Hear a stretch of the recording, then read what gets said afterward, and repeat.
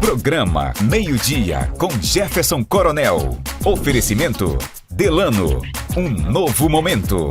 Bono Imóveis, sua parceira para conquistar mais e melhor sempre. E Pizzaria Lopiano, construindo memórias, compartilhando momentos.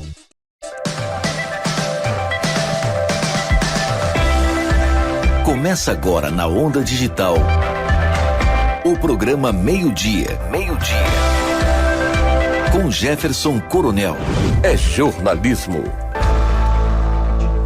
Estamos começando agora sim, a gente tentou no começo, um pouquinho antes, se deu problema na internet, estamos começando o nosso Meio-Dia com Jefferson Coronel aqui pela Rede Onda Digital, ao vivo, no oferecimento do Altbroca Steakhouse, da Lopiano Pizza, Delano, o Novo Momento, Bono Imóveis de Caxias do Sul, Guaraná Original de Maués, e ao vivo, direto aqui do escritório do senador Omar Aziz. Nós solicitamos essa entrevista, porque evidentemente todo mundo sabe, ele esteve em Brasília toda semana, claro, mas ontem ele teve uma reunião em Brasília com o presidente Lula, o prefeito Davi Almeida, o senador Eduardo Braga, o deputado Sidney Leite, tinha mais gente da bancada, eu acho, daqui a pouco o próprio Omar cita, e essa reunião gerou uma expectativa muito grande, né? Foi, eu diria, o fato político da semana, né? Gerou uma expectativa muito grande, porque veio de lá um compromisso, lógico, não é assim que se acelera um processo desse, de um investimento aí que beira os R$500 milhão para a mobilidade urbana aqui na cidade de Manaus, compromisso que teria sido assumido na frente do presidente Lula, e a notícia da 319, da BR-319, isso criou muita animação. Claro, o Omar sabe disso, não é a primeira vez que se promete a 319, todos os presidentes, acho que nos últimos 30 anos, prometeram a 319, e ainda não saiu, e é uma das bandeiras do Omar, sempre foi, e não poupa ninguém, né, quando se fala dessa estrada e dessa obra que não anda, que não se desenrola no meio ambiente, esse negócio todo, mas... Do país e do nosso estado. Então vamos lá, vamos começar pelo começo, né, essa reunião de ontem, né, foi terça-feira, anteontem, com o presidente Lula, ela tem aspectos políticos e aspectos administrativos, políticos, né, no sentido partidário e administrativos. Primeiro, o presidente assumiu o compromisso, encaminhou esse investimento que está previsto para Manaus, e de que recurso é esse? Eu, quando estive com ele, umas 3 semanas atrás, falei de um problema crônico que tem São Gabriel da Cachoeira, que é uma terra que tem 90% da população indígena, e a sede de São Gabriel da Cachoeira não tem distribuição de água. A água lá é através de água da chuva. Não, água da chuva. E um, 2 poços ali que não chega. E precisa fazer um investimento na ordem de 60, 70 milhões para que você resolva o problema de água da sede de São Gabriel da Cachoeira. E tinha falado, ele disse, traz o prefeito aqui comigo. Eu expliquei que o prefeito era um indígena, e que tinha sido reeleito um indígena, ele traz o prefeito comigo. Bem, aí teve eleição. Prefeito Curubão. E agora se elegeu o Curubinha, sim, que é sobrinho do Curubão. Está em casa. Aí eu conversei com o prefeito Davi, eu falei, Davi, eu acho que também é uma oportunidade para a gente ter uma reunião com o presidente Lula, junto com alguns membros da bancada, para que a gente discuta alguns problemas estruturantes da mobilidade urbana da cidade de Manaus, coisa que não tem sido feito. Há muitos anos, o último que fez um projeto estruturante foi aqui a Avenida das Flores e da Torre, que hoje também já congestiona. Imagine se não houvesse, não tivesse feito isso lá atrás, Manaus estaria completamente parado. Então, ele levou alguns projetos, ele disse não. Aí eu liguei para o presidente Lula, falei, presidente, eu quero levar o prefeito da cidade que se reelegeu para tratar de alguns assuntos inerentes à nossa cidade. E são grandes. Não adianta chegar lá com o presidente para pedir para fazer uma UBS ou uma creche, não. Tem que levar um projeto que realmente mude a coisa. Tem um projeto importante que nós estamos fazendo na cidade de Manaus, que vai ser licitado, que é o Porto de Manaus. Esse já teve até audiência pública, também é um compromisso que o presidente assumiu. Porto Público. Porto Público, porque hoje você quem vai na Manaus Moderna e tenta entrar numa embarcação tem que andar em prancha. E ali um deficiente não consegue embarcar se não for carregado. É uma série de dificuldades que você tem. E nós temos um número bastante grande de quem se faz o transporte fluvial no nosso estado, né? O maior transporte que tem é fluvial, não é através de aeronaves, e de carro em poucos municípios você chega. Não, nossas estradas são esses rios, a nossa rodoviária é ali, né? E a rodoviária é lá. Então ele está fazendo lá um porto de passageiros, né? Embarque e desembarque de passageiros. E o prefeito Davi Almeida, juntamente com o vice-prefeito Renato, que é o secretário de obra, apresentaram ao presidente alguns projetos. Ele imediatamente pediu para mim e o Eduardo para a gente conversar com a ministra Miriam Belchior, que é a pessoa que faz o approach para entrar ou no PAC ou extra verba para você fazer. Acredito que vai sair algumas coisas nesse primeiro momento. Vamos trabalhar para que a gente possa fazer o máximo possível. São Gabriel está na... São Gabriel também. Não, São Gabriel é outra coisa. São Gabriel é água. Mas está previsto também. Está previsto isso e ele, com certeza ele vai resolver. O presidente Lula tem uma memória boa, ele não se esquece dos compromissos que ele assume, viu? Impressionante. Aí, teve um momento, sem a gente puxar o assunto, ele disse, vou fazer 319. Ele disse, vou fazer, já conversei com a Marina. Ele falou vou fazer a 319 e vou fazer a exploração do petróleo na Foz do Amazonas, que é lá no Amapá. Sim, na Foz do Amazonas. Foz do Amazonas. Porque hoje a Guiana Francesa está explorando petróleo, você vê se o PIB cresceu absurdamente, e ela suga o nosso petróleo. Se a gente não tirar o nosso petróleo, ela vai tirar todo, porque é a mesma bacia. Entendeu? Não é uma bacia, não, aqui é um poço. Por baixo chega lá na Não, por baixo tudo é que nem lençol freático. Quando você tem um lençol freático, a água não está só no local, ela está em quilômetros, entendeu? O petróleo é a mesma coisa. E você está ali a uma distância de 40, 50 quilômetros só da fronteira.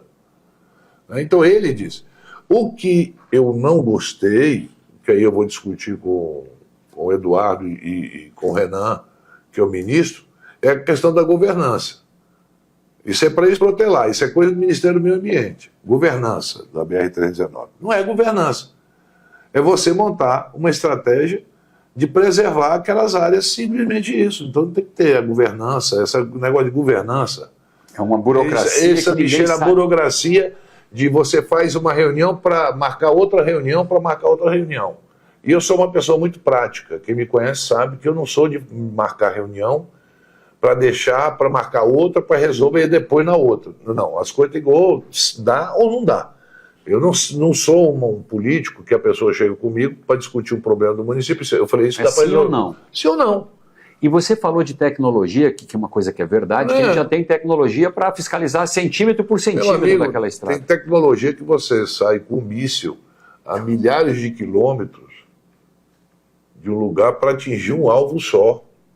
Não vai ter tecnologia para cuidar de uma estrada que toda hora você mesmo fez a estrada toda. Se você visse um caminhão saindo com madeira, você tinha filmado naquela mesma hora e mandado, e já estava espalhado no mundo. A primeira tora de madeira que sair daquele momento ali, qualquer um vai filmar e vai mostrar. Então, a fiscalização será feita pelas próprias pessoas que vão utilizar, que tem interesse que a estrada se mantenha em funcionamento. Então, veja bem, você fazer ali a reserva do lado, ótimo, não tem problema nenhum. Até porque, tanto de um lado como do outro, são terras alagadiças. Você não tem como produzir, nós não temos... Não tem atrativo econômico ali, nem de devastação. Nem tem como, porque você toma conhecimento imediatamente. Né? E, principalmente agora, com a lei que nós aprovamos ontem sobre crédito carbono, preservar... Vale mais do que devastar. Aquilo que a gente já falava há 20 e poucos anos atrás. Tanto o Eduardo falava, como eu falava, que mais vale uma árvore em pé do que deitada. Agora... Você criou quantas áreas de preservação? Pois é, nós criamos várias áreas.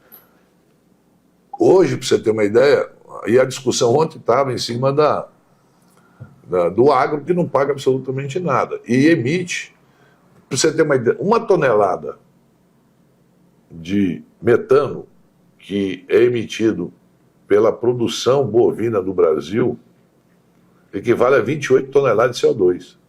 Eu vi o seu discurso. Então, você vê, é muito mais poluente a flatulência da vaca e do boi do que o CO2. Do que a queimada.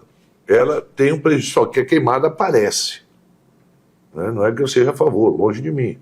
Eu sou a favor da preservação, mas em primeiro lugar eu sou a favor dos povos originários, daquelas pessoas que vivem e cuidaram da Amazônia. Então, nós chegamos numa aprovação que acredito que o governador Wilson Lima já começa a trabalhar em cima disso, quer dizer, não é uma coisa do dia para a noite, mas que você vai poder, sim, trazer recursos e... É uma fonte de receita inesgotável aqui para nós, né? Só para você ter uma ideia, o cálculo feito por alto nos próximos 10, 20 anos, em torno de 30 bilhões de dólares, bem acima do que fatura a Zona Franca de Manaus, só você preservando. Agora, isso não é para ficar no bolso de empresário, isso é para ser distribuído entre a população que sempre preservou. Então, o dinheiro vem para o Estado para você fazer a infraestrutura, obra estruturante, saneamento, estruturante, mas também tem que ter uma distribuição de renda para essas pessoas que vivem lá. Isso é mais importante, essa pessoa ter um poder aquisitivo, ela não depender da esmola, ela tem esse direito, e esse direito está preservado nessa lei que nós aprovamos ontem. E espero, e já vi o governador dando entrevista falando sobre isso, o governador Helder Barbalho também, eu conversei muito com ele, inclusive sobre terras públicas. Teve lá um momento que você é dono de uma área aqui, no meio, você Jefferson Coronel, e em torno tudo é área pública. Aí eles querem usar a tua área, mas não querem também te remunerar. Tem que remunerar, mas remunerar quem mora lá também. Então isso é importante do ponto de vista de uma economia verde. O Centro de Bioeconomia da Amazônia, nós estamos trabalhando para fortalecer financeiramente, para poder trazer grandes mentes para pesquisar a Amazônia. Eu sempre digo, olha, a pesquisa não acontece do dia para a noite. Ontem eu recebi a direção da Fiocruz no meu gabinete e marquei uma audiência com a ministra, eles foram lá, ministra. Foram lá me entregar uma placa de agradecimento, porque todo ano eu coloco recurso na Fiocruz. Porque o investimento que ela faz em conhecimento, nós já preparamos mais de 6, 7 mil agentes de combate a endemias e a própria pandemia, tá me entendendo?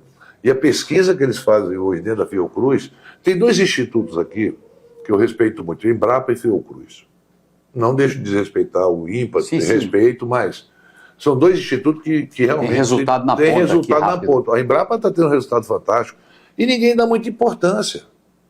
Hoje antigamente para você plantar o pé de açaí, para ele começar a dar açaí, porque ele é sazonal, né, dá naqueles primeiros meses de chuva, janeiro, fevereiro, março, abril, ali é sazonal, o resto do ano não dá, era 5 anos, hoje não. Hoje em 2 anos você já está produzindo açaí, o pé já está produzindo açaí. Uma outra coisa que nós temos que focar muito, que custa para você ter um barril de pau-rosa, que você hoje não precisa derrubar lá, custa 40 mil dólares. Você produzir hoje pau-rosa, em 4, 5 anos você está tirando o óleo dela só das folhas, sem derrubar a árvore, sem nada, e é o maior fixador que existe no mundo. E ela se renova. Tudo que você tira da árvore ali se renova. Você não derruba mais árvore para tirar o pau. Quem está me ouvindo, por exemplo, o Chanel 5, que é um perfume conhecido, correto? Ele usa o fixador pau-rosa. Tanto é que a pessoa, quando usa o perfume de manhã, chega à meia-noite, ele ainda está cheirando o perfume, por causa da fixador. Tá certo? Batom. Tem que ter o fixador, que senão sai. A pessoa vai tomar um drink e fica... na beira. Tá certo? Qualquer tipo de cosméticos hoje precisa de fixador. E nós somos riquíssimos nisso.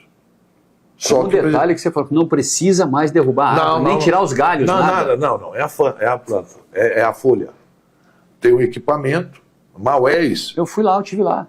Já fui viu? Na usina lá. Você já viu lá? Fui na usina. Então, você hoje tem aqui... Não se perde nada, não se zero. joga nada no lixo, Então, não tem lixo. O que nós temos que fazer é incentivar as pessoas a plantar isso. Lógico que ela não tem condições de estar pagando 5, 6 reais numa árvore, numa muda. Porque se tu for plantar 1.000 mudas, vai dar 6 milhões de reais. Você não tem isso. Nós temos que incentivar. E aí a Embrapa faz um trabalho muito bem, a ensinar o nosso caboclo, o nosso ribeirinho, o nosso povo nativo, originário da floresta, a fazer as mudas e ele mesmo plantar essas mudas, tá certo?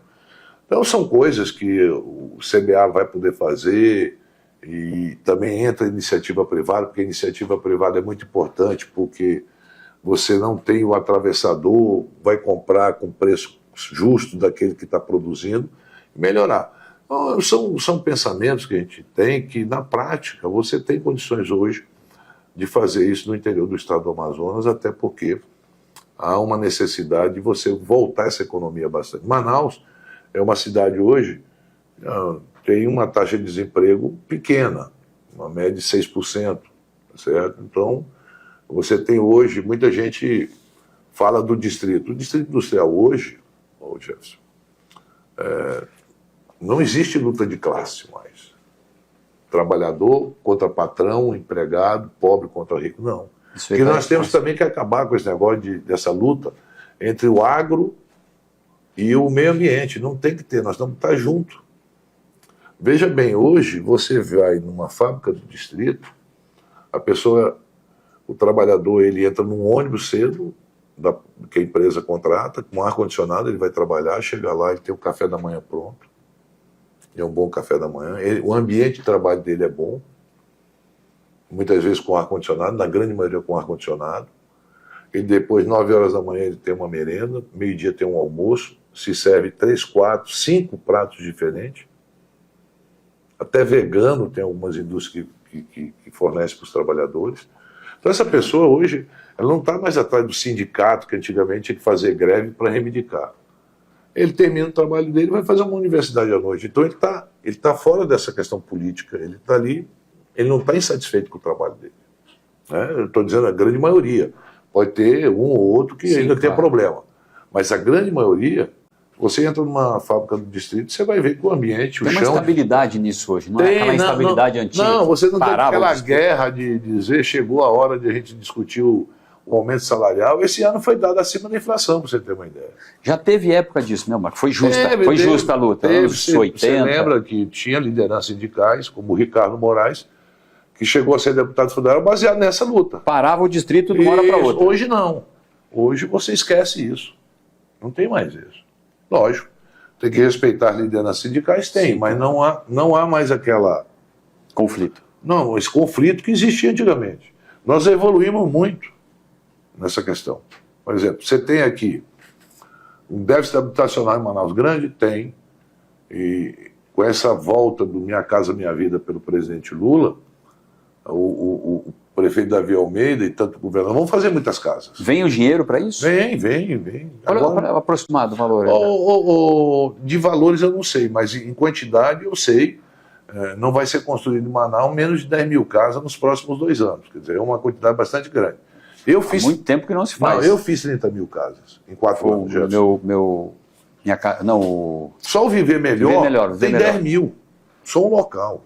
Eu fiz uma cidade, um bairro novo com 10 mil moradias, entre apartamentos e casas adaptados. Tudo Minha Casa Minha Vida. Tudo Minha Casa Minha Vida. E aí, fora os conjuntos habitacionais, o Eduardo fez muito, eu fiz logo em seguida, e depois se deu uma parada por muitos anos. E agora, com essa nova retomada do presidente Lula, em relação a Minha Casa Minha Vida, é possível se construir tanto casas aqui na capital, como no interior do estado. Então, você negar isso, não dá para negar. Tem ali uma política em relação a isso. E houve esse compromisso do presidente na frente do prefeito, com o Davi, que esteve lá, com a garantia desses recursos? Sim, temos vários projetos que foram apresentados, tá certo? Eu tenho que ter uma reunião com a ministra Miriam Belchior, eu e o Eduardo, o presidente me encarregou de fazer isso, conversar com a Miriam. E tu me conhece, eu vou ficar em cima ali insistindo até conseguir que isso ande, né? Lógico que isso não é do dia para a noite, são projetos que têm que ser aprovados, licitado, tudo mais, não é? Mas tem essa expectativa. A conversa foi boa, não foi política, né? Não se tratou de política, não se tratou de apoio, não se tratou de absolutamente nada. Mas tem um fundo político. Mas aí. Veja bem, mas o que eu vi aqui, um quinta coluna aí, publicando, porque um cara que pede o apoio do governador de São Paulo não pode ser respeitado por mim nem por ninguém. Não pode. Não deve ser respeitado. São Paulo e o governo do estado de São Paulo é o maior inimigo da Zona Franca. E quem vai pedir apoio deles é porque está aliado a eles. Esse saldo ficou da campanha, Omar, essa coisa? Ficou claro isso na sua mente? Claríssimo. Está claro. Está me entendendo? Tem gente que faz qualquer coisa para ter voto. Não te ilude. Passa por cima de tudo. Você vê uma campanha dessa que se usou família, filho, não sei o quê. Isso não é campanha. O que a população ganhou com isso? Não. Qual o debate que nós tivemos em relação aos problemas que você tem no dia a dia? Você que tem problema no trânsito, você que tem problema de segurança, você que tem problema de saúde, você que tem problema de emprego, você que tem problema de infraestrutura no seu bairro. Isso não se discutiu na campanha. Os debates explica não sei o que de fulana, explica não sei o que. São coisas terríveis para o bem-estar da população. Sabe, parecia aquela fofoca de vizinho, né? Porque teu filho é isso, aí a vizinha, não, a tua filha que leva o meu filho para o mau caminho. Então, isso não leva a lugar nenhum. Eu trabalhei com você, e você tem um código, claro que você deve preservar isso, que eu lembro que qualquer coisa que surgia de família, você para. Entendeu? Eu não entro em coisa de família. Não discute família de ninguém, não me interessa. Não. Eu não tenho direito. É um código que tem. É um princípio que o ser humano tem que ter. É um princípio. Antigamente a fofoca era feita, a vizinha ficava na fresta para esperar ver que hora ia chegar o filho dos outros para falar, para contar na rua. Agora não, agora é o celular. Se tornou um negócio de fofoca, de coisa de pessoal, né? E isso daí não é saudável para ninguém. Se isso fosse saudável, resolver o problema. Se falar mal da vida dos outros, falar mal da família dos outros, se meter na vida. Mas resolve o quê? Entra na coisa pessoal. Não melhora a tua vida, não melhora nada. De fazer o mal para uma pessoa não melhora a tua vida, Jefferson. Jefferson não melhora a vida da gente. Sabe por que melhorou? Eu já passei por muita coisa na vida. Eu tenho uma fé inabalável em Deus. E eu não preciso de ninguém ser intermediário para mim falar com ele. Se Jesus é filho de Deus, que a gente sabe que é, e eu também sou filho de Deus, Jesus é um irmão que eu tenho. E a gente não precisa de intermediário para falar com o nosso Pai. Eu sou católico, sou cristão, então todo mundo sabe disso. Eu já passei por muita coisa, por muita injustiça na minha vida, que eu não tenho direito, pelas injustiças que cometeram contra mim, de querer achar justificativo para culpar terceiros e fazer o mal para terceiros. Tem uma justiça chamada justiça divina, essa não falha. As outras é falível, sabe por quê? Porque é ser humano. A justiça é falível, a Polícia Federal muitas vezes falha. Eu outro dia falei sobre uma coisa aqui, teve algumas... Repercussão não, uma blogueira ou outra aí e tal, e jogando, e parece que a gente não sabe a informação, porque eles mandam para outros estados, e aí o pessoal mesmo fala para a gente, porque manda para repercutir nacionalmente, né? Sobre a questão do caso do Bruno. Mas vai lá em Atalaia e conversa. Não fiquem ouvindo, vai lá e conversa, como eu vou. Conheço o meu estado todinho, eu conheço mais de 2.000 comunidades no meu estado, tenho esse orgulho de dizer. O Amazonas tem mais de 6.000 comunidades. Eu conheço uma mais de... em torno de 6 a 7 mil. Eu coloquei como governador estudo à distância em todas essas comunidades. Me orgulho disso. Quando eu era governador não tinha problema, não tive uma greve. Polícia mais bem paga do Brasil. Mais bem paga do Brasil. O que o coronel ganhava e quanto o coronel ganha hoje, graças ao meu governo. Um programa de segurança pública que ninguém pode criticar, ninguém criticava. Você via viatura rodando essa cidade, motos com policiais armados rodando essa cidade. Aqui eu não estou fazendo crítica a ninguém, estou falando de mim. Tá certo? Fiz hospitais onde não tinha hospital no interior. Fiz 11 hospitais. Inclusive, fiz um hospital que foi referência mundial em tratamento de Covid, que foi o Delfim Aziz, que tenho orgulho e devo muito isso ao deputado Belão e à Assembleia Legislativa, que me deu esse presente de ter colocado o nome da minha mãe, que foi uma pessoa que você conheceu, que trabalhou muitos anos na PAI. O Serafim Corrêa era prefeito, ajudou muito a minha mãe na PAI. Existia um grupo, o Dr. Felipe Dal, uma série, o sócio do Dr. Felipe que faleceu, o Milton Cordeiro. Quer dizer, todos, o Josué... Sem remuneração. Sem remuneração. Ela passou mais de 10 anos na frente da PAI, você está me entendendo? E até hoje eu encontro mães que tinham seus filhos lá, que dizem, pô, tua mãe faz tanta falta, não sei o que. Se faz falta para ti, imagine para mim.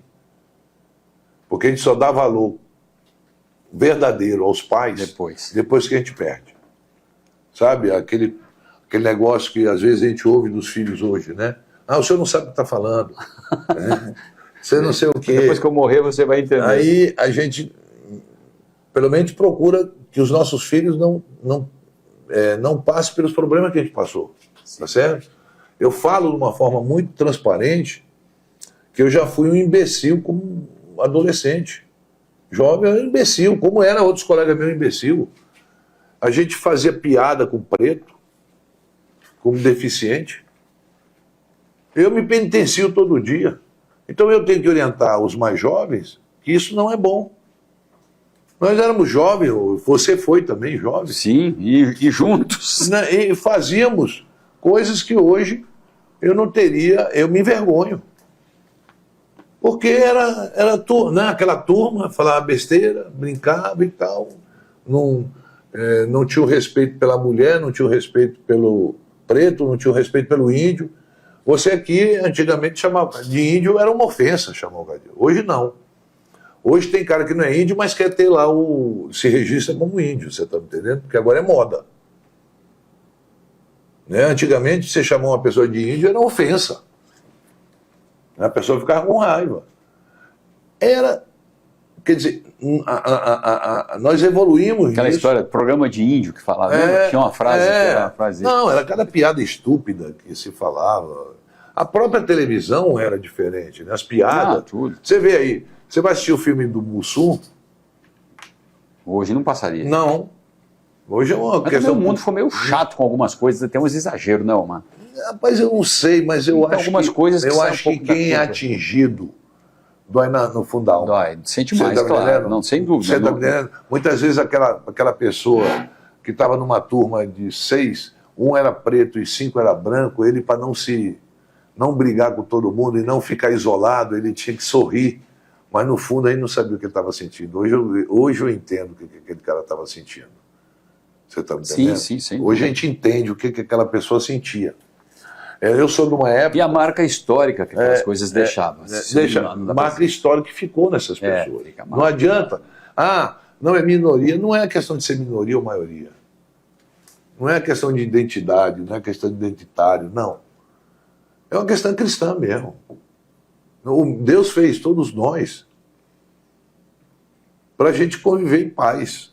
E se você for ver história, se você for ler o Antigo Testamento e ler o Novo Testamento, você vê que o Novo Testamento é de perdão, é de família. O Antigo Testamento era expansionismo, era riqueza, você está me entendendo? É diferente, um é do outro. Você, para provar que era temente a Deus e que tinha que levar teu filho para matar, mas Deus naquela hora dizia, não, eu queria provar a tua coisa. Deus não faz isso hoje. Para você provar, não vai te passar o negócio. Você prova que você é cristão no dia a dia, nos seus atos, Jefferson. Não é você orando toda hora, não é você escrevendo frases no celular, aliás, no Instagram, Deus não sei o quê, e tá falando mal dos outros, tá escolhendo, daqui a pouco tá comentando, não presta, tem que matar, tem que prender, não sei o quê. Se dizia antigamente que o papel aceitava tudo, hoje é o celular que aceita tudo, né? O Instagram aceita tudo. Aceita tudo. Né? Instagram, Twitter, Eu mesmo, esse Twitter, qual é o bem que ele faz para a gente? Alguns criticaram, aí tá aí, os caras tiveram que vir para nossa regra. A gente não é uma republiqueta. Nós temos um poder consumidor de mais de 220 milhões de brasileiros. As indústrias não se instalam aqui no Brasil porque elas gostam da gente, não. É porque o poder aquisitivo do povo brasileiro e o número de consumidores permite que você tenha a Moto Honda fabricando, chegando a 30 milhões de motos fabricadas, a Yamaha, Samsung e LG, você está me entendendo? As maiores indústrias de eletroeletrônica estão dentro da Zona Franca de Manaus, do mundo. A BioID vai produzindo no Brasil agora, a quantidade de montadoras de carros. Qual é o segundo maior produtor de ar-condicionado do mundo? Manaus. Zona Franca. Zona Franca. Graças a mim. Todos os ar-condicionados do Brasil são produzidos graças a mim. Aquela batalha que envolveu a Dilma, Santa Catarina. Lógico que Santa Catarina estava importando o motor, nós fomos com a presidente Dilma, ela aumentou... Esse é fato. Isso foi fato. Isso aí tem... Estava lá a Vanessa, estava lá o Tomás, que era superintendente da Suframa, e os empresários do distrito sabem disso. E ali a gente segurou um outro polo que estava em extinção, que era o termoplástico. Por quê? Porque a partir do momento que as televisões passaram a ser planas, você não fazia mais aquele caixote da televisão, porque antigamente tinha aquela traseira dela é termoplástico. Então, hoje você pega o ar-condicionado, esse aqui, por exemplo, você pega toda a caixa dela, é produzida aqui. Então você tem uma cadeia de geração de emprego, né? Tem fábrica de motor aqui, tem a fábrica de exaustor e a fábrica de termoplástico para fazer isso. Omar, bom, esses compromissos aí, agora eu queria falar um pouquinho do saldo político. Deixa eu dizer uma pergunta que eu estou com vontade de fazer para você já há algum tempo. Você se anuncia, quer, não é a hora? Qual é o teu pensamento sobre o governo do Estado em 2026? Porque eu estou perguntando isso porque você sabe que isso circula nas redes. Eu imagino que você sabe disso. Você é um nome potencial, não é o único, mas é um nome potencial para disputar o governo do Estado. E eu sei que você gostaria. Mas você trabalha nesse sentido hoje? Olha, veja bem, a gente nada que a gente faz na política, a gente pode dizer que hoje é isso, amanhã é a mesma coisa. Não é. Você está preparado para não ser candidato ou para ser, se for preciso lá na frente? Não é questão de ser preciso. Necessidade não é... Você não precisa ser candidato. É lógico que quem não se orgulha em governar um estado como esse. E eu, principalmente, que fui governador, e fui escolhido o melhor governador do Brasil. Você trabalhava comigo, você sabe disso. Então, você sabe como é que eu agia, como eu tratava as pessoas e como eu me preocupava com o bem-estar nas atividades de fim das pessoas. Isso aí, eu criei programas aqui para deficientes, criei programa para pessoas dependentes químicos, criei programas espetaculares para mulheres, você está me entendendo? Vacina do HPV? Vacina do HPV. Fui o primeiro governador a...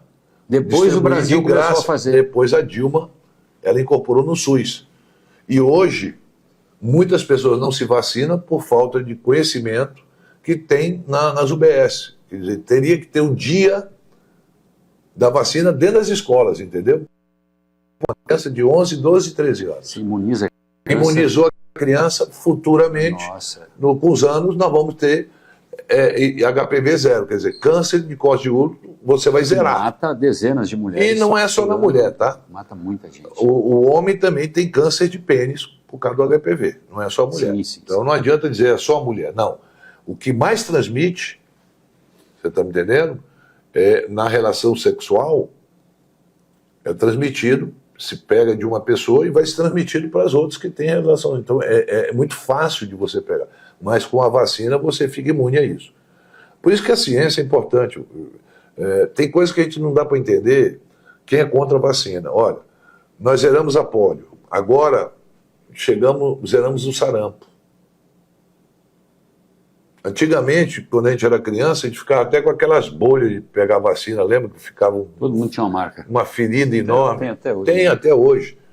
Mas a tríplice vacina, uma série de coisas. Hoje tem vacina para muita coisa. que evita você futuramente ser um paciente do Hospital do Câncer, ser um paciente de uma outra unidade, você está me entendendo? Por quê? Porque você tem a prevenção. A prevenção é a vacina previne. Você vê que o que acabou com a Covid no mundo foi a vacina. Senão, até hoje, nós estaríamos com a Covid. Estaria transmitindo um dia para o outro. A gente tem vacina anualmente, porque a cepa muda. Quando muda a cepa, você tem que mudar a vacina.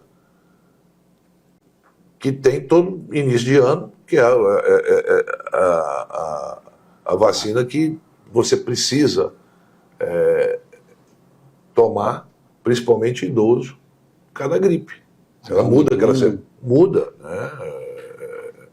O vírus dela vai ficando mais forte, a vacina, então você tem que aumentar. Isso é uma pesquisa que é feita pelo Butantan, é feita pela Fiocruz. Você está me entendendo? Então são coisas importantes nesse campo da saúde, a pesquisa. Agora, em relação à pergunta que você fez, ô Jefferson, no interior do estado, eu sou amigo da pessoa que ganhou a eleição, do segundo lugar, do terceiro lugar, do quarto lugar, e se teve um quinto concorrente também é meu amigo.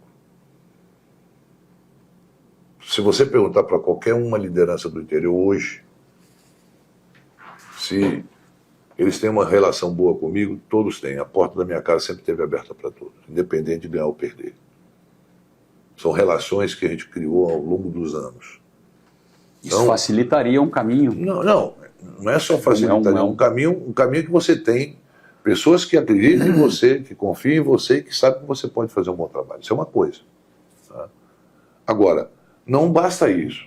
Você não ganha eleição sozinho. Capital, Manaus, por exemplo. Manaus é uma cidade que, eu já falei isso várias vezes, o único governador que ganhou uma eleição para prefeito de Manaus foi o Gilberto com Manuel Ribeiro. De lá para cá, nenhum governador fez o prefeito. Nem o amazonino fez o Alfredo. Eu era vice do Alfredo. Deveu muito ao Eduardo. Não, o Eduardo, que era o prefeito e que carregou a gente e levou a gente para o segundo turno da eleição. Aí, na outra eleição, inclusive... E se você lembrar, naquela eleição de 96, foi 0,5% de diferença. Sim. Contra o Serafim, 0,5%, 2.500 votos.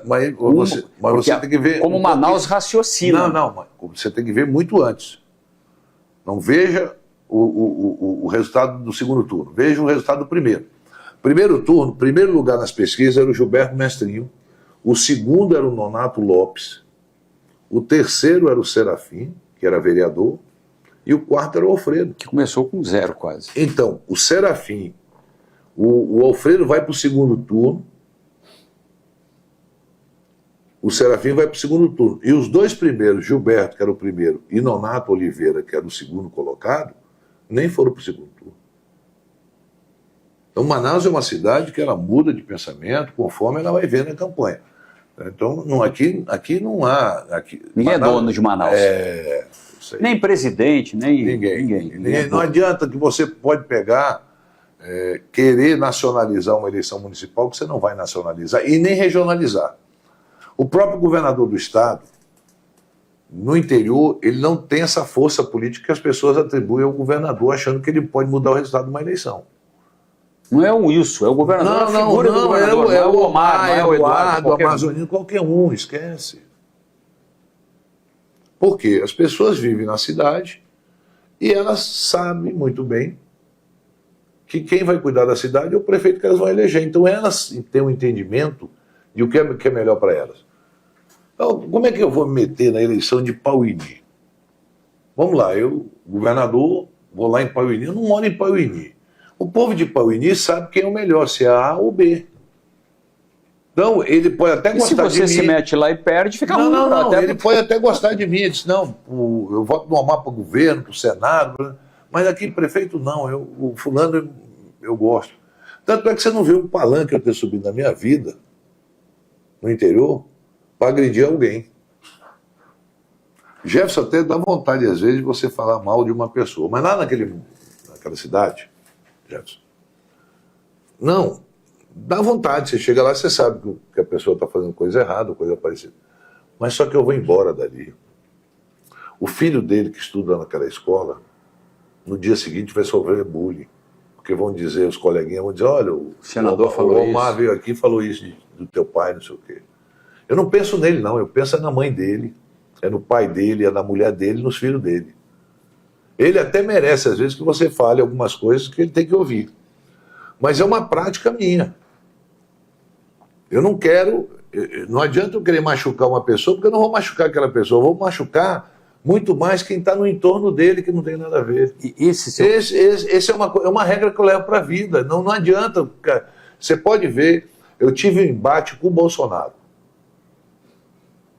Mas a nossa questão era muito mais sobre questão de ciência. Era eu contra ele, não era direita, esquerda, não era nada disso. O Jefferson, por várias vezes, chegou lá, eu presidindo a CPI da Covid, para convocar Michele Bolsonaro, para convocar Carlos Bolsonaro, para convocar Jair Renan e para convocar a ex-mulher. Sabe quantas vezes eu coloquei isso para votar? Nenhuma. Porque a briga não era com essas pessoas, não era briga. O debate era político, era um pensamento de lá e um pensamento daqui, não era pessoal. Você hoje é um político de direita, de esquerda, de centro? Eu sou uma pessoa, eu sou um democrata. Sou democrata, as pessoas não sabem nem o que é ser de direita, alguns eu sou de direita, o que é ser de direita? Você não é um cara de esquerda. Não, peraí. Ser cristão, eu acredito em Deus. Você foi... O Lula é de esquerda, o Lula acredita em Deus. A mãe dele era cristã fervorosa. Ele é uma pessoa que acredita em Deus. Aí vai dizer, cara, esquerda e direita, acreditar em Deus não é uma coisa da direita. Te irritou alguma coisa, ser tratado como de esquerda? Você foi tentado colocar no colo do Davi ali, aquela coisa, vamos colocar o Omar. Acho que a falta de respeito pelo Quinta Coluna, você está me entendendo, foi grande. Porque eu sempre tratei com muito respeito. E esse respeito que eu tinha, eu perdi. Ficou essa... Não é não. Eu perdi o respeito. Perder o respeito de uma pessoa não quer dizer que eu vou me vingar dessa pessoa. Não. Eu acho que ele fica lá do lado dele, eu fico aqui. Por isso que eu digo, eleição... Vocês tinham uma relação próxima. Fez campanha do meu lado. Não, eu vou falar aqui um fato, né? Eu vi você ligando aqui para o ministro Rui Costa para pedir para o presidente sancionar aquela lei do PPB. É isso aí. Que era do Alberto. Não, mas isso aí é o de menos. Eu lembro, eu vi, eu estava do seu lado aqui, eu não estou inventando isso. Mas isso aí faz parte da política, infelizmente é isso. Mas porque quem leva para esse lado tem vida curta na política. Tem vida curta, porque as pessoas vão percebendo que é o oportunismo, que é o momento, você está me entendendo? Não me taxar de alguma coisa que eu não sou. Sou amigo do Lula, sim. Sou aliado do presidente Lula. Mas quando eu tenho que criticar alguém do governo, eu critico sim, e você já viu eu criticar na frente de todo mundo. Estão te perguntando aqui sobre a Marina na 319, com tudo isso aí. Não, ele disse para mim que a Marina estava convencida que com a governança, eu quero saber como é que vai ser essa governança, é possível a gente asfaltar e que ele vai asfaltar. A questão da Marina, para mim, todo mundo sabe minha opinião. Teve gente que achou que era misoginia. Não é, peraí, não é eu estou atacando a mulher, eu estou falando da política do ministério. Claro, se fosse mulher, ou homem, ou trans, ou qualquer coisa, eu estaria criticando, porque eu não aceito isso para minha região. Eu não admito que alguém possa dizer que a BR-319 é para a gente passear. Depois de ela ter visto que pessoas morreram com falta de oxigênio. 2 vazantes, oxigênio. Não, falta de oxigênio e tal. Não é possível que uma pessoa dessa diga, não, eles querem a 319 para passear. Não é para passear, é para ligar a gente, para a gente ser brasileiro. É para a gente ser brasileiro de fato e de direito. É ligar a gente ao Brasil. Nós, o estado de Roraima, estamos isolados do Brasil. Então, Jefferson, não é questão, não é a pessoa, não é a mulher Marina. Eu discordo dela. Tem um cara pior do que ela ali. Que é o tal de Bianco. Que é do ICMBio. Que tem uma ONG, você está me entendendo?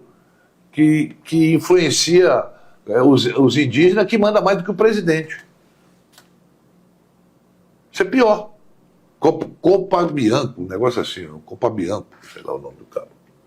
Então, não é com ela, não. É com a política. Porque hoje, Jefferson, deixa eu dizer uma coisa aqui para ti. O Trump vai mandar se lixar essa questão ambiental, que é ruim para o mundo. Tá? Ele vai explorar gás e petróleo. Os Estados Unidos explorando o gás e petróleo que eles têm, o preço despenca. Porque é muita quantidade, eles têm uma reserva muito grande. Mas não, eles mantêm a reserva deles. Sim, sim. Tá? Então vai despencar. Eles compravam primeiro todo o petróleo da Venezuela, deixaram de comprar. Compra, ia ter uma dívida do Kuwait até hoje, que eles estão pagando em petróleo, aquela guerra que houve do Iraque, da época lá do Kuwait. Então o Trump, ele tem um discurso e a prática vai ser outra. Esse discurso que esse pessoal fica aplaudindo aqui, teve nego que saiu daqui para ir para lá fazer o quê? Né? Não há diferença entre Trump e Kamala. Zero de diferença para o mundo. Ali não tem negócio de democrata e republicano, não. Tudo pensa só nos americanos, esquece, eles só pensam neles. É Estados Unidos. Acabou. Os Estados Unidos, o mundo não existe. Aí o Trump está dizendo, vai sair da OTAN, porque só os Estados Unidos que bota dinheiro lá. Manda a Europa botar, ele está dizendo. Tá? Diz que não manda mais dinheiro para a Ucrânia. Gastaram 80 bilhões de dólares lá na guerra, que não é deles. Ok? Disse que vai mandar todo mundo que entrou no país e que não está regularizado para fora. 12 milhões de pessoas. Não vai mandar. Primeiro, vai faltar mão de obra lá se fizer isso. Não é que vai faltar mão. Não vai fazer. Não, mão de obra tem. É uma diferença muito grande. Só que o americano, essa mão de obra aí, ela paga imposto e não tem direito social nenhum. Se ela se machucar, não recebe indenização, ela não tem plano de saúde, não tem absolutamente nada. O americano, esse pessoal, é subemprego que eles têm, que mantém 40% da construção civil lá em funcionamento, trabalhando na construção civil. Porque o pior serviço que tem que ser feito é feito por latinos, que ficam aplaudindo o Trump. Tá? Americano não faz aquilo, não. Aquele serviço que os latinos fazem, os americanos não fazem, não. E se for fazer, o salário dele é muito maior e tem as questões dos custos, que as leis americanas protegem os trabalhadores que são americanos, que é totalmente diferente do latino. Aí ele disse outra coisa também que não vai acontecer. Ele vai mandar uns 200 mil, 300 mil embora. Mas a grande maioria vai ficar, vai continuar. Não, para manter a competitividade eu vou sobretaxar. Ele vai sobretaxar a laranja que compra da gente? Ótimo, sobretaxa, não tem problema nenhum. Você vai vender para o consumidor americano. O consumidor vai pagar mais caro. Os Estados Unidos não produzem uma televisão. Não, 80% do suco de laranja, ou quase 100% que você toma nos Estados Unidos, vai do Brasil. Sim, então ele vai sobretaxar. Não vou comprar do Brasil. Mas vai comprar da onde, se ninguém produz? Não, quem produz? E ninguém vai produzir isso amanhã. E nem em 4 anos, que é o mandato dele.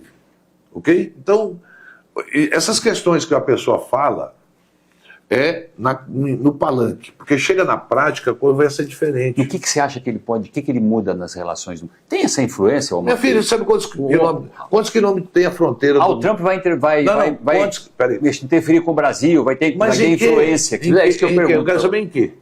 Tem alguma influência? Não, mas em quê? Ele vai proibir a venda nossa de carne para lá, soja, política, laranja, café. Aqui a coisa do Trump ser um cara mais de direita, mais conservador e reflete. Mas o que o Biden é diferente dele? Me diz uma coisa, o que o Biden é diferente dele? O Biden viu um povo todo ser massacrado, ele estava dando dinheiro para destruir Gaza, destruir todinha. Morreu 30 mil entre mulheres e crianças lá na faixa de Gaza, e o Biden, que é um democrata, fez o quê?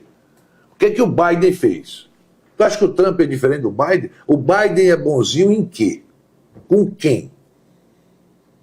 Porque você tem que dizer para mim o seguinte, não, o Biden é diferente do Trump nisso. Em que ele é diferente? Me explica aí. Se alguém chegar para mim e me explicar... Não, porque você debater alguma coisa, tu tem que te aprofundar. Não adianta ser superficial, Jefferson, todo mundo é. Não sei, o que o Biden é diferente em relação ao tratamento ao mundo? Me diz aí. Você não acha que o Biden, que na gestão Biden surgiram guerras que na gestão Trump anterior não tinham surgido? Não tinha, por quê? Porque os Estados Unidos não financiavam. Sim. Tá certo? Porque não financiava. Surgiram guerras vai surgir sempre, a vida toda. O Trump foi lá e apertou a mão do presidente coreano. Passou para a Coreia, o primeiro presidente a atravessar aquela... Putin. Meu amigo, por quê? Porque ele... Vamos lá, tu acha mesmo que Elon Musk, que tem a indústria toda dele dentro da China, vai brigar com a China? Vamos lá, ele vai deixar... Não, sério. Isso é ultrapassado, sério. Isso não tem. Não. Interesses comerciais são muito maiores. Muito maiores, amigo. Mercado. Alguém acha que a China é comunista? Só na cabeça de... A China é o país mais capitalista do mundo hoje. A economia, né? Política fechada. Não, me esquece. O Xi Jinping, eu recebi ele aqui. Era o terceiro da linha sucessória quando ele veio aqui. Eu recebi ele como governador em 2010. Passei 2 horas conversando com ele no aeroporto. Logo, eu não. Não fala chinês, não fala mandarim. Não sei, eu só sei falar uma palavra chinês. O resto não falo nada. Não tinha o tradutor, era o Tony Pi. Tony Pi. Eu conheço. Foi daqui de Manaus. E ele veio aqui preocupado com o quê? Com a preservação da floresta por causa das chuvas. Vamos lá. Sabe quanto que o Brasil emite de CO2 no mundo? 100%? Não chega a 4% de CO2 o Brasil emite. A França, que é um país que cabe dentro do município de Barcelos, emite mais CO2 do que o Brasil e quer dar uma de... eu não posso falar a palavra. Pureza. Não. O Ian vai editar regras aqui. Você viu aquela matéria no jornal? É não sei o que regra, sabe? Regras aqui. Mandar regras aqui. É isso. Quer dizer, quer botar... Aí me chega uma sujeita e diz que a Amazônia é internacional. Internacional é uma ova. A Amazônia é brasileira a serviço da humanidade, eles têm que pagar por esse serviço. Acaba com esse negócio que ser internacional aí dá vontade de xingar, falar alguma coisa que eu não devo fazer. Você também tem que me controlar. Se você quer ser governador, tem que ir devagar. Aí você que defende esses ambientes. E aí a Marina está a serviço de quem? Deles. Por trás disso tudo, tem que ter uma pessoa que defenda os interesses deles. Para eles manter a qualidade de vida deles, para eles manter... Porque toda... A gente não competir com eles. Não, é isso aí. Porque não é competir. É para a gente preservar o mundo e eles continuarem tendo uma vida boa. Sim. Tá bom? O caboclo e o índio que morram. É problema deles. Mas olha, mantém lá a floresta em pé. E esse jogo que nós não aceitamos. Aí está o crédito de carbono. Aí é que está a questão do crédito de carbono, você está me entendendo? E aí é que está a minha discordância em relação à ministra Marina. Não é a mulher Marina. Vamos acabar com esse negócio? Não é a mulher. Sim, nunca foi. Nunca será. É aquela coisa narrativa. A ministra Marina, eu não concordo que os outros países tenham aqui. Aí tu vai para a COP20, 50, 200, aí os Estados Unidos não assina. Assinou o Trump, quando assumiu o governo, rasgou o Tratado de Paris. Aí o Biden veio. O que mudou? Não, relação prática. Na relação prática. O que mudou? O Biden, vamos lá, sinceramente. As relações são as mesmas. O que ele mandou para a Amazônia? Diferente. Certo, isso. Quando eu digo que o Biden não tem diferença nenhuma para o Trump, porque não tem. Mas não é porque a cabeça deles, os americanos, eles são um povo. 2 povos que se juntaram que vivem da guerra. Isso é histórico. A primeira briga que eles tiveram foi entre eles mesmos, Jefferson. Foi a primeira briga. Eles botaram os ingleses para correr na guerra. Não foi o cara gritando, agora estamos livres. Não foi com paz, não. Foi com guerra. Aí juntou os Apaches, aquelas tribos que se misturaram com outras, que os ingleses também são guerreiros. Aquela miscigenação? Isso. Deu que o povo americano.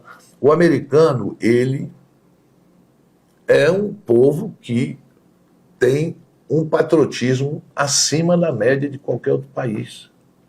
Eles são americanos, na América. Não é que nem a gente, não. Ele não fica batendo palma para doido de outro país, não. Aqui não, tem muita gente batendo palma para doido de outro país. Aqui no Brasil tem. Que viaja, vai lá, tira foto. Você acha que ganhou a eleição. Perdeu a eleição aqui em Manaus e foi lá tirar foto, acha que ganhou a eleição. Não interfere. Não, é bater palma. É doido batendo palma para outro caba. Principalmente um quinta coluna daqui. É traidor da Zona Franca. Essa foi a maior marca que ficou da campanha para você? Não, não é uma marca, assim... não. Isso mostrou a máscara. Caiu a máscara da pessoa. Caiu a máscara dela. Para onde então, vai? Não, se o povo de Manaus e do Amazonas quiser votar, vota, mas vota consciente que essa pessoa não defende os interesses do Estado do Amazonas, defende o Estado de São Paulo. Vai por mim, Jefferson. Jefferson, nada é de graça. Isso é um prenúncio para 2026? Não sei. É um prenúncio para 2026? Não sei. Eu não estou aqui dando essa entrevista para você e ao vivo, não é gravada. Eu estou falando. É a verdade. Eu sou transparente com uma pessoa que. Sou uma pessoa dando uma entrevista para ti, sou outra pessoa no particular. Sim. Acabou. O Omar, quem conhece o Omar sabe que eu sou um cara bom, sou solidário, sou uma pessoa que me preocupo com todo mundo. Sou uma pessoa que trabalho. Tem a fama de cumpridor de palavra. E tenho a fama, não. Eu sou cumpridor de palavra. Eu não tenho a fama. E digo para você, hoje, governar o estado do Amazonas, para mim seria uma grande honra voltar a ser governador. É uma honra que qualquer amazonense quer. Porque é uma coisa que te enche de orgulho e de prazer, porque servir as pessoas é a melhor coisa. Como é que se definiria o limite para isso? Ô Jefferson, hoje eu sou... A gente vai ter que encerrar por causa do tempo. Só para você ter uma ideia... Você tem compromisso? O Amazonas tem 3 senadores. O líder do maior partido político do Senado sou eu. O segundo maior partido, o líder é Eduardo Braga. Eu sou líder do PSD. Sim. Eu tenho uma bancada de 15 senadores. Você foi um dos fundadores do PSD. Sou o fundador do PSD. Não sou não. Sou o fundador. Está lá...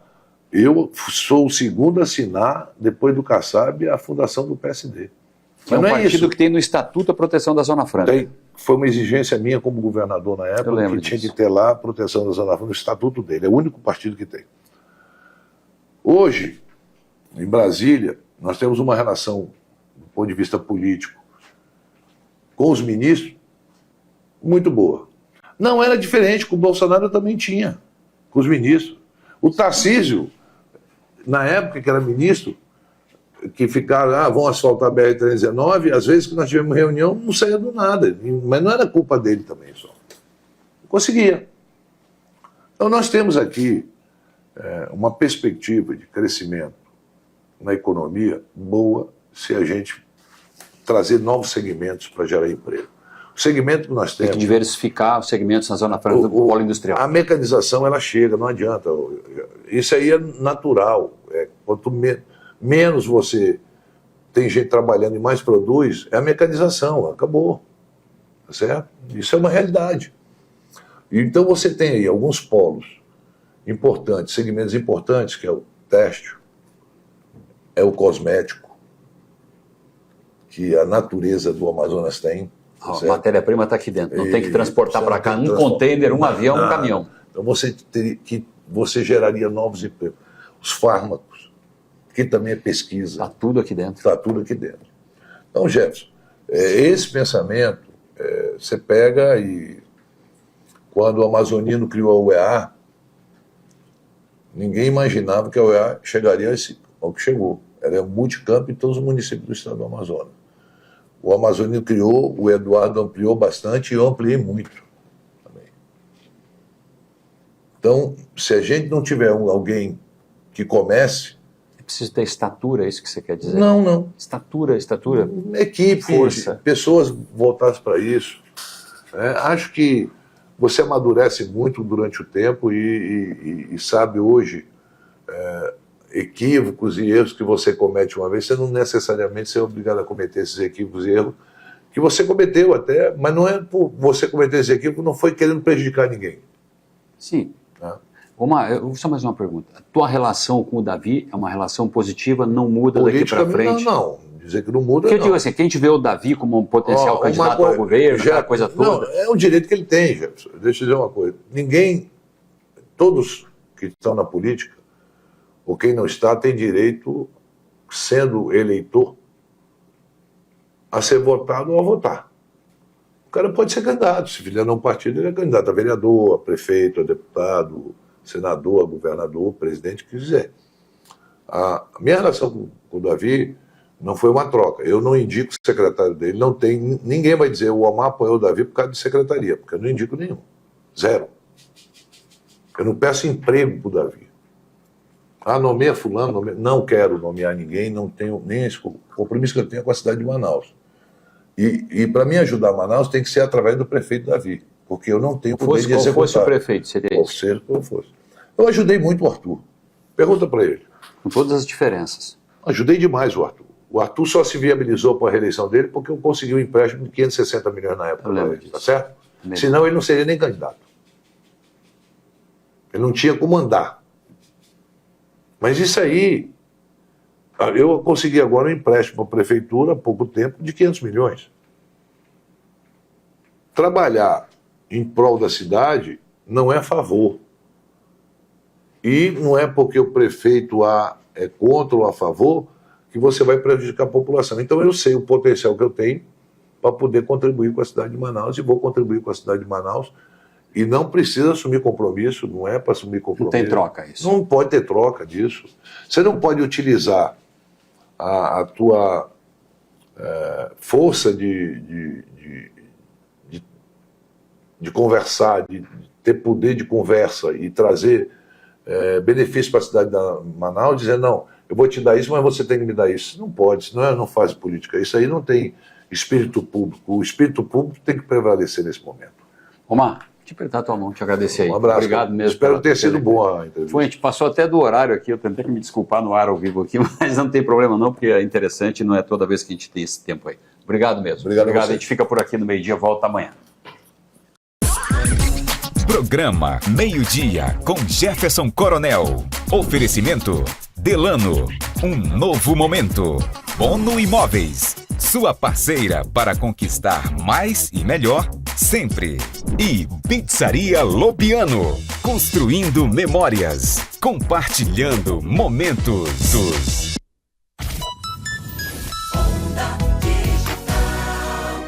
Atenção, loucos por pizza!